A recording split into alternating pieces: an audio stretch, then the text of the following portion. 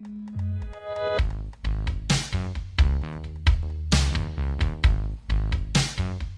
guys, Vivian's here, postcard from Cebu. So dealing with poverty in the Philippines. There is a lot of poverty in the Philippines, and some numbers I've heard up to 20% of the population is living below the poverty line.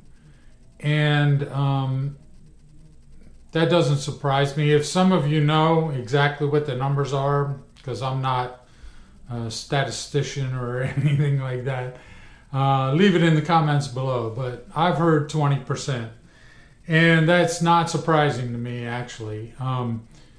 In Cebu, there's a lot of, my son-in-law calls them street kids or street people, which are basically beggars, folks who don't have enough to eat or they have no means of support, and they're out on the streets begging. And it reminds me of my very first trip to Cebu, way back when. I was staying at the Tune Hotel. I believe it's called Red Planet now. It is called Red Planet now, but back then it was called Tune Hotel.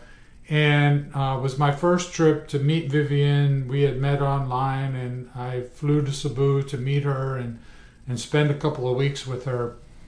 And Tune Hotel is very close to Ayala Mall, and so we would walk from Tune to Ayala Mall and hang out.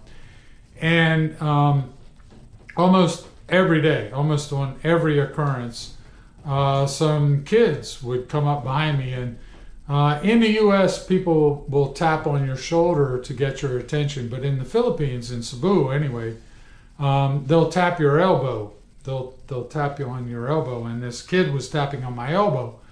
And I remember Vivian turning to him and saying, no, we can't help you because the police will arrest us, and which was total BS. But nonetheless, it was enough to let us go by and continue on our business. And I thought, well, it'd be nice if I could help that young man. And so on our way back, we stopped. There's a 7-Eleven at the bottom of the, on the first floor next to the Tune Hotel. And we went inside, and there was that little boy with a Filipino, a young man, who was buying him something to eat. And I thought that's very heartwarming, that this guy would have taken the time to buy that street kid some food for tonight. And so I thought the same thing myself, and I've also told the story before about Vivian and I at the Jollibee.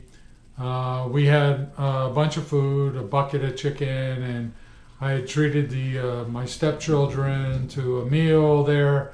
And there was a street kid outside the window who had been peering in. And I said to Vivian, we have extra chicken.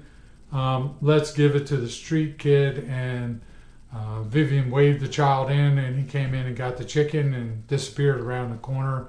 And that child was also fed for the night. So we as Westerners, and Westerners, I mean anywhere, Europe, it could be from Germany or Belgium or England or Australia or New Zealand or the U.S., whatever. We tend to have a lot more money available to us. We can afford to make that trip to buy the plane ticket to fly to Cebu.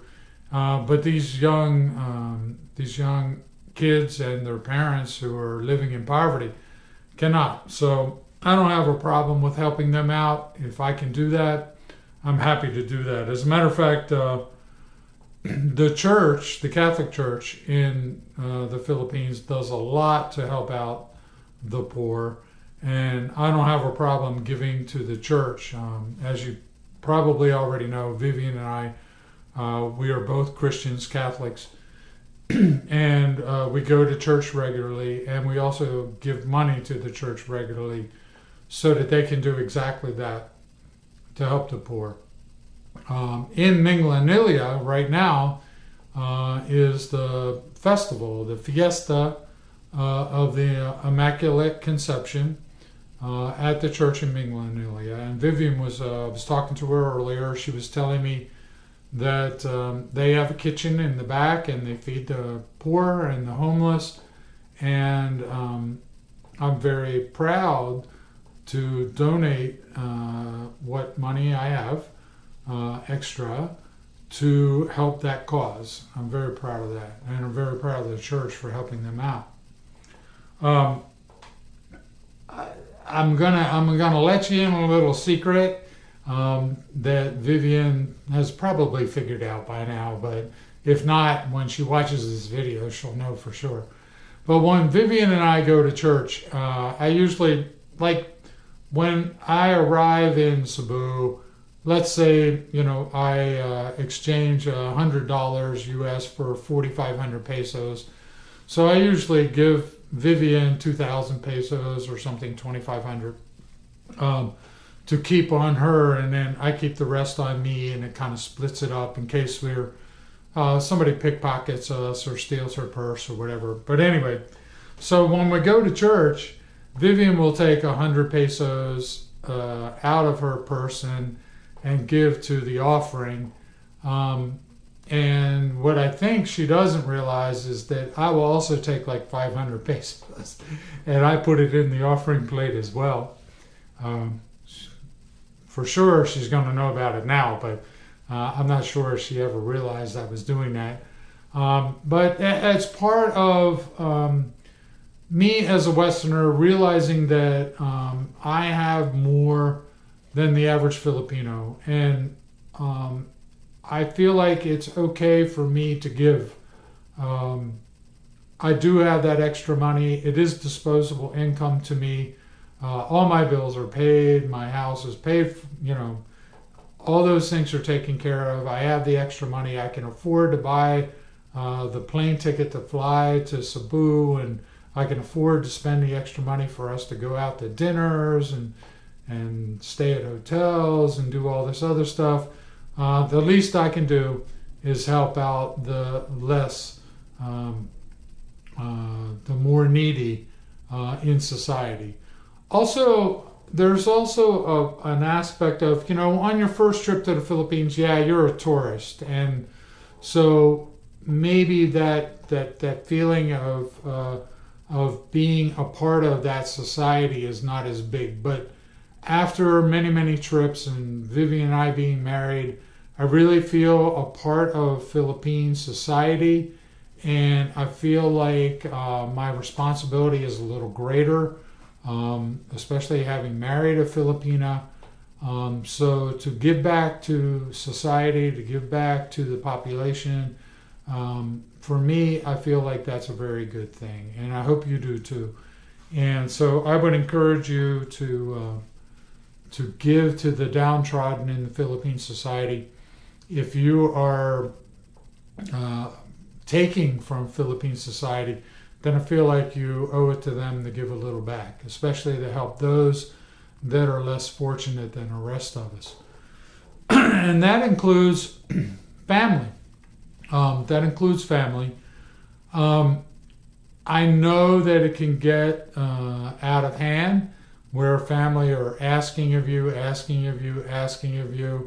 I'm not talking about that situation. Be honest with you, you just have to learn to say no.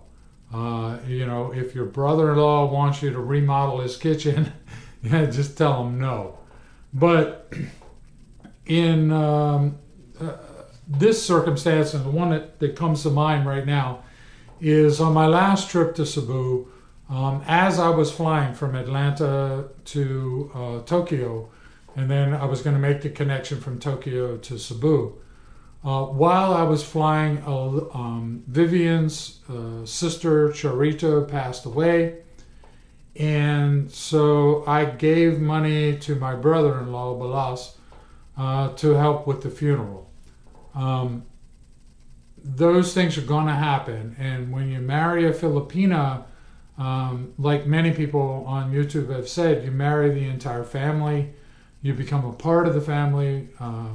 Vivian's family treat me like I'm one of them, and conversely, I'm going to help them if I can, especially in a situation that is dire, if you will. You know, Chorito passing away and Balas needing money for the funeral. So anyway, guys, as always, up there should be that subscribe button. Hit the button to subscribe. We'd love to have you with us.